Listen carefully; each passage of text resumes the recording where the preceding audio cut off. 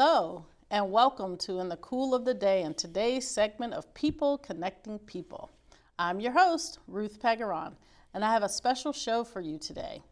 My guest is the Director of Partnerships for the Purple Heart Foundation, and he has worked with the foundation for the last 18 months in a full-time capacity after having been a consultant with them for over 15 years. So he is seasoned as a sales and business development leader with a strong track record of generating revenue and driving growth. He has successfully provided sales and business development services to a diverse range of clients, including Accenture and American Freedom Foundation, the National District Attorneys Association, the Virginia Department of Veteran Services. He excels in sales management, assembling high-performing teams, and professional development programs to boost individuals, teams, and their sales. His business development expertise shines through his ability to forge strategic partnerships and create programs that support communities specialized in making a difference. He holds a BA in speech communications from Wake Forest University, where he earned a full scholarship. So please welcome to the set today, Mr. Jim Hatch. Well, thank you so much, Jim, for being here today. Yeah, Ruth, thank you for having me. It's a pleasure. You're so welcome. Yeah, thank so we heard a little bit about what you do. So let's just tell us, though, a little bit about Jim as a person and who he is. Well, isn't that nice? Yes. I see myself really more as a native, and I say that because my father was career military, and we moved here in 1977. I've been blessed to have friends that did grow up here in this area, so I kind of feel a connection, that close group of people here in the community that I've known now for 40 plus years. So a lot of fun. The military lifestyle piece is a big part of certainly Dad retiring in this area with my mother as a working military spouse. So very much know hard work and some of the things that were part of the military lifestyle, and working with the foundation, it's just a great way to make some of those connections. Yes, you're absolutely right. And I think I read something, once you're somewhere for, 20 years, you do have to start calling it a home. Right. So you don't forget home, but you do kind of have to start calling it home. So Right. Sounds like you've done that. We play the game a little bit of all roads lead to Annandale, and Right. who remembers when what was where? Was it a Three Chefs, or was it Tom Yes. Weston's, or the old Fritz Beats days? So lots Yeah. of fun, lots of connections. It is. And you have a family? I do. Yeah. Blessed to have a wife that's also local, although her father was Defense Department. I came in, but she's a Woodson graduate. Okay. And then 2 children that went to Annandale. So yes, very, very close and here in the community. Right. So tell us about your connection to Purple Heart.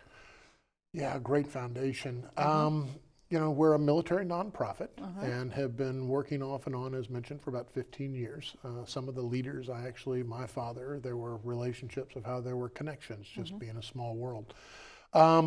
Looking more so at the foundation, it's really trying to pivot it right now. A lot of people are familiar with Purple Heart and some of the connections either to George Washington or the military or combat wounded. A lot of people will tell us my uncle, my father, my great-grandfather, so they have a very personal connection. Yeah. But at the same time, there are a lot of military nonprofits doing great work, and that's probably the harder part, is what is it you do? Right. And those are some things that we're really trying to pivot the foundation, that as much as we're America's oldest medal, we also want to make sure that we're current. Today, it's not just combat wounded. Unfortunately, it's all veterans and their families in need, and that number continues to grow.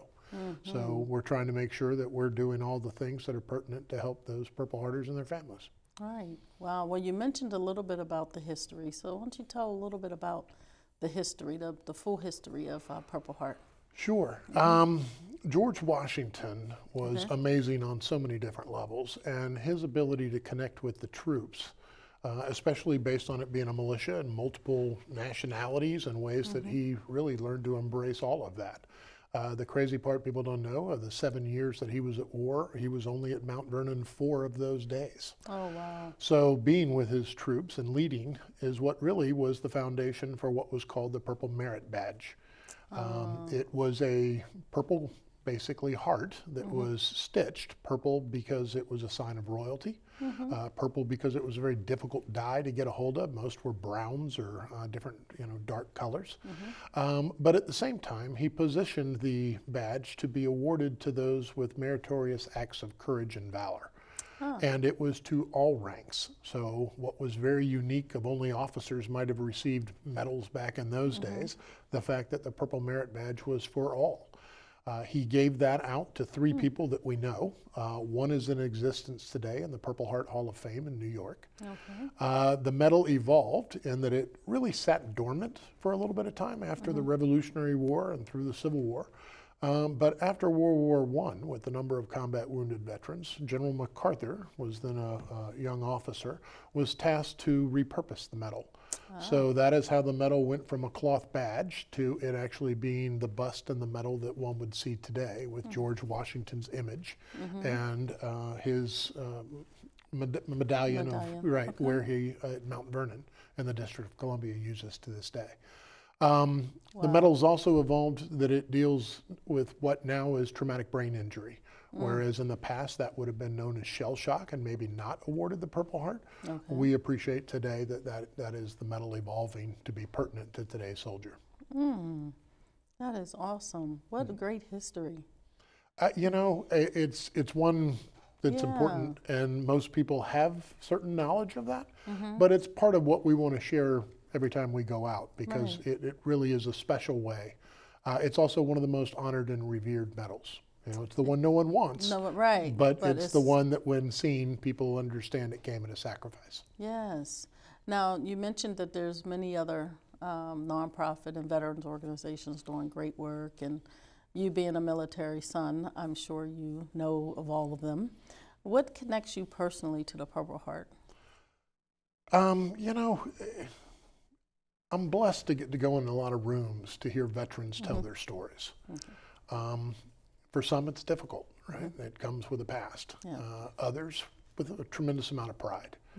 And yet to be in those rooms and to hear those stories, or to appreciate and understand the lifestyles and the sacrifices that were made, and they would do it again and again and again. I mean, there's something special about the men and women that I have the honor and privilege to be a part of and be able to help to give back based on them giving so much. Wow, that's loaded, Jim. So that's why you've been there for so long, and that's probably why you now said for the past 18 months, when they called you for full time, you probably said, it was probably a no-brainer for them. It was like, probably like, this guy right here, he's hung out with us for 15 years. It won't go away. We're pivoting, he's not going away. We're keeps pivoting the back. Foundation. And why not? What a guy to do it, perfect gentleman to do it. Because you mentioned pivoting the foundation, so when I think of a pivot, I know that means change, basically. You can't change what the foundation is as far as the history and those things, but it sounds like you're making some changes to the communities. So tell me a little bit about what the pivots. I think you have like 3 major focuses that you're. Okay. Well, there are a couple different things. One is, the 4 core pillars that we typically have are service dogs that we help support, scholarships, which we think are extremely important in helping to teach people to fish, basically. We have traumatic brain injury and some of the things that we do with suicide and suicide prevention, and we're expanding on that level, and we'll talk more from the pivot standpoint. And then we also have certainly some areas for us that are critical assistant grants. Unfortunately now in today's environment, 70% of our calls are veterans that are needing help with utilities, rent and mortgage, or potentially evicted. 20% automotive needs. If I can't get to and from my job, then there are issues with a vehicle, then we want to make sure we're working there. And then the 10% tends to be more of food insecurities and healthcare issues. So those are the 4 ways right now we're trying to stay focused on what we do best and how we can help. But the pivot goes into understanding today with mental health that physically I may be a combat wounded veteran and I deal with that every day, but mentally I have to wake up every day and be a better person and be in better shape or take care of myself. So these are some of the ways we're trying to pivot to address what some of the ways we can connect music and mental health, and really look at some of those partnerships that we're putting together to be a resource to those veterans utilizing music and arts and connections. Mark Riley at the Washington Tattoo has been a great partner to help. Mark and I believe in the same. He has a grandfather as a Purple Heart recipient, so a connection right off the bat. Right. And we're trying to look at ways that we're also partnering with people like George Mason that have done studies on how the health and healing and the arts are a part of that. So we're looking to expand those relationships and really look at new therapies that are working. HBOT therapy and others that we know, veterans are coming back and saying, hey, this is changing my life. Oh, wow. And the fun part for me is military's at the front of so many things that they do so well. And especially in this area.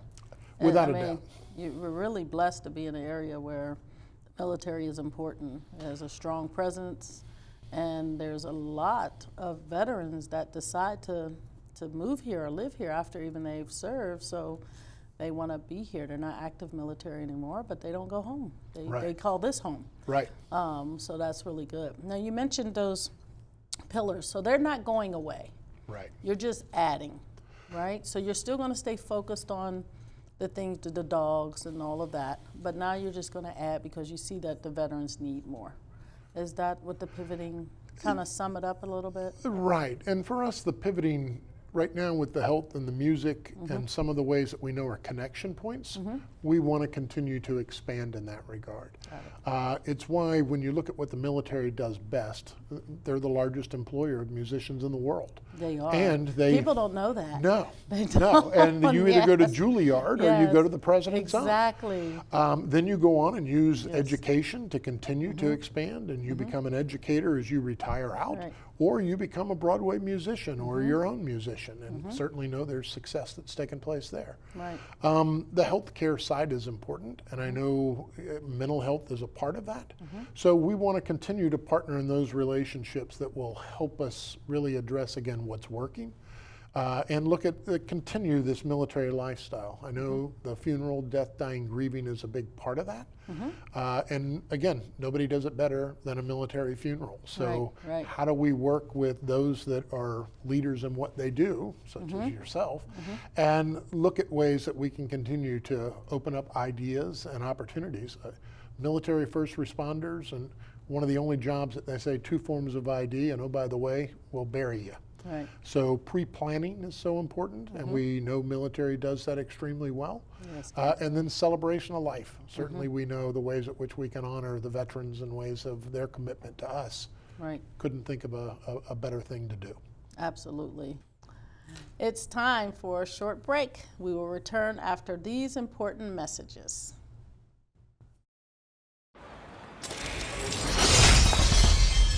Noises like that used to make me hit the deck. But now, I can keep going. Don't get me wrong, I still don't love crowded places, but it's good to get out again. Transitioning from the military can be tough, but many veterans are facing similar challenges. Visit MakeTheConnection.net to watch our stories and learn ways to create the story you want to live.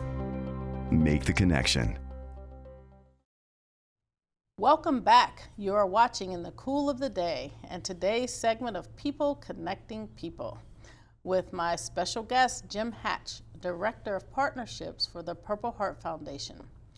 Prior to the break, we were discussing 3 areas of focus that the Purple Heart Foundation, with Jim's leadership, one of them was communities of music and your partnerships with George Mason and some other organizations. We're talking about death, dying, and grieving, how becoming more, that's how we met, obviously, with and becoming more aligned to the funeral industry and helping. And then we were going to get into a little bit of the mental holistic health and how you're focused on those positive, healthy habits for our veterans and those that are part of Purple Heart. So I was hoping that we could spend a little bit of time and just kind of expand upon that one. And we probably will go back to the other 2 as well. But if you can just share a little bit more there. So one of the things that's been important is you heard me kind of really focus on what's working. In the case of mental health, we also know meditation an ability to kind of feel centered and to look at additional ways that, again, mentally you're dialing in. And in this case, we're talking to Dashima and a couple experts that are leaders in the industry. What we love about Dashima specifically is her program is not just for the mental health side, but also for the education side. So she's actually creating programs and working with military spouses and working with active duty spouses to look at ways that they can become instructors and work within their own communities. So the community piece of this continues to be a major piece of who the industry experts are in your own backyard, but at the same time, who those industry experts are in today's technology that may allow everybody to log on at 6 o'clock in the morning and go through a process where you're joining others and starting to build your own sense of community on a national level.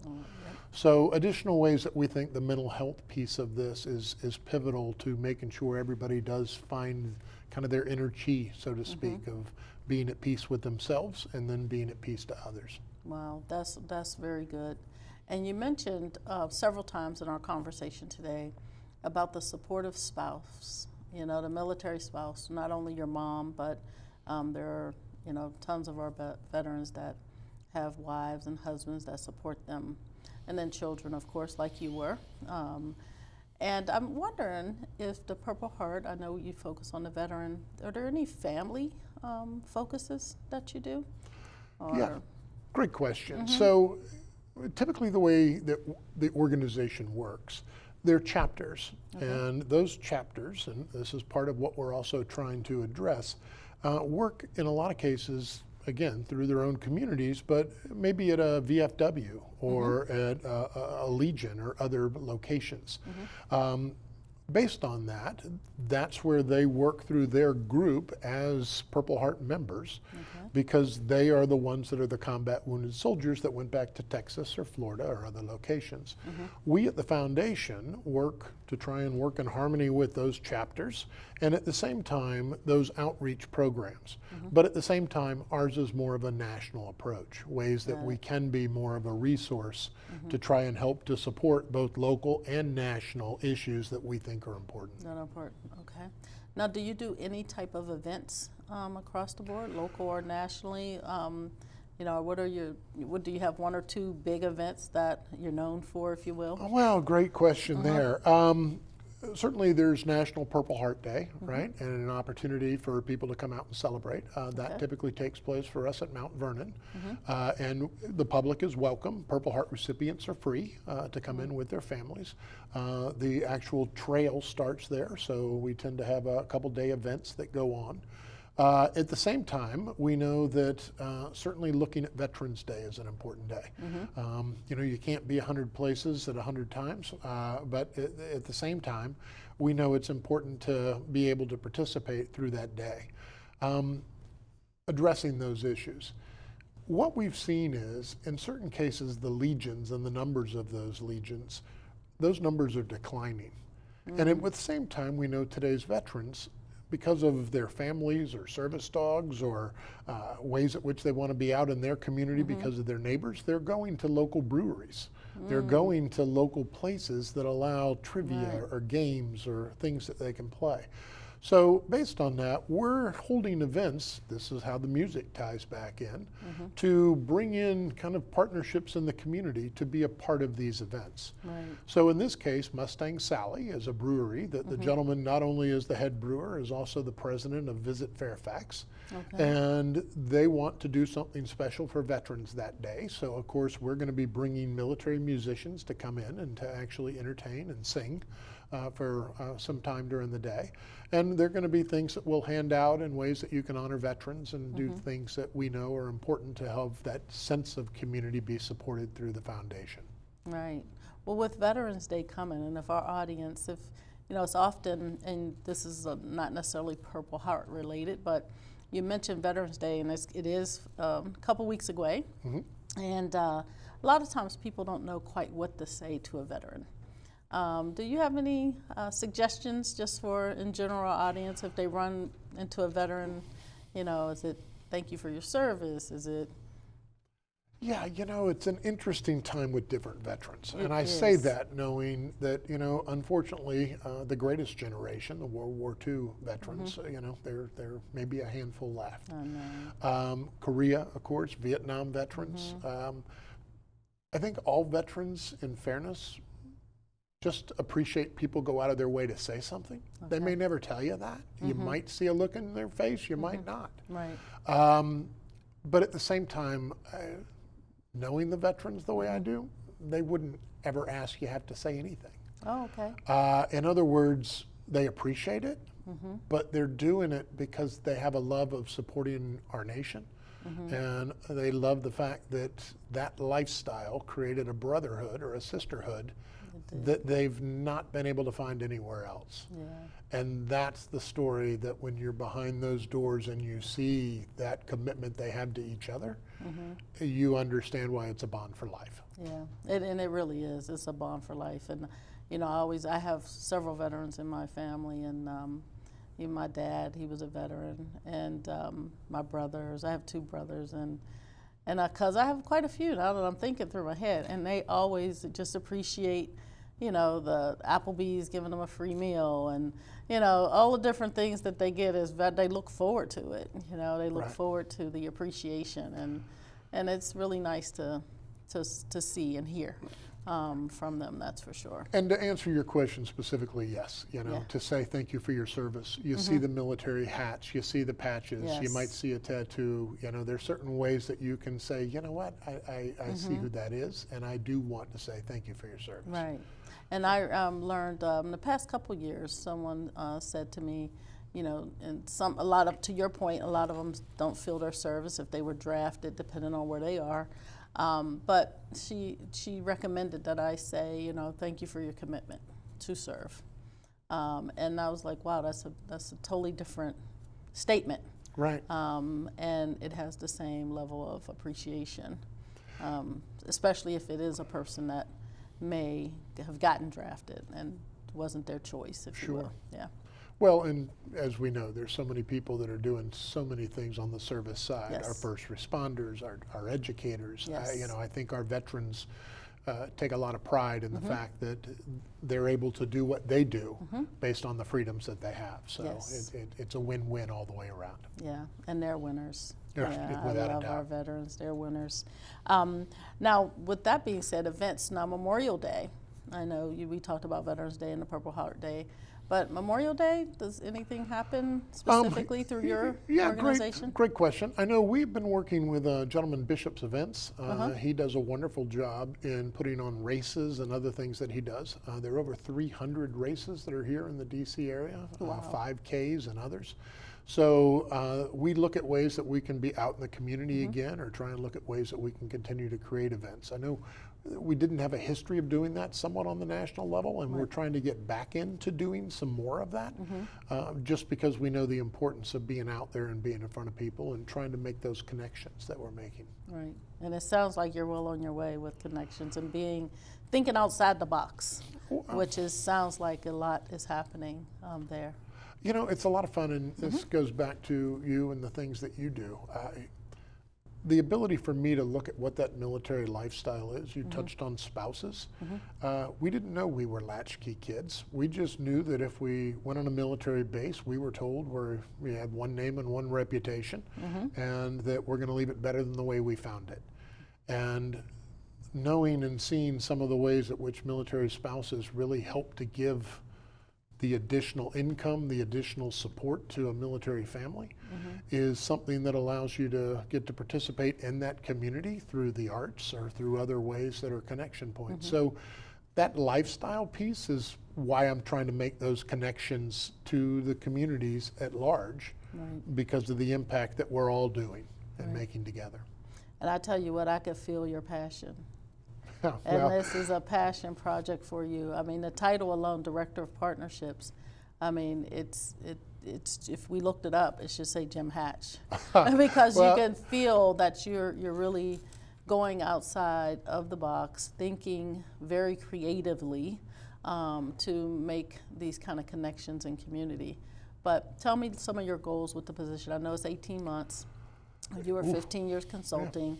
but just on the Director of Partnership, what's some of the immediate goals that you have or that you've been by the board tasked with, if you will? Yeah, sure. You know, I've said repeatedly the lifestyle piece. The military funerals, nobody does it better, right? And the honor and integrity that's part of that. But the pre-planning, 2%, do pre-planning. So how do you use a military mindset to help to look at why that's important? It's the kindest gift you'll ever give to your family. For me, the partnership piece, to your point, I take it to heart, right? No pun there. But I can try and work with someone to go, we can partner on just about everything. The fun part of living in this area, when you live here as long as you do, you got a guy, right? You got a girl. I got somebody that can help you, because if you help enough people get what they want, everyone will be fine. So for me, those partnerships of people that can make a difference to veterans or veteran families, we want to know what it is. If it's teaching them to fish through education and scholarships, by all means, bring them on. If there are ways that you can help veterans in need, then help us look at what that is and how we can help to play a role. The fun part for me is if I choose one thing, I'm choosing not to do 9 others. But because of the military network, those 9 others are waiting to help. If with the right person making the right connections, then everybody can work together, and the expression "a rising tide will lift all boats." So if we can work with the right people that want to partner in the right things, then by all means, let's help our veterans and let's help the community at large do a better job of being there. That's awesome. Thank you so much, Jim. We've learned a lot about the Purple Heart Foundation, thanks to you, a lot of the history. So thank you so much. All right, so we're out of time, and again, it's that time to say goodbye. If you have any questions about today's segment, please see the information scrolling below. You have been watching In the Cool of the Day and today's segment of People Connecting People. Thanks for watching and have a wonderful week.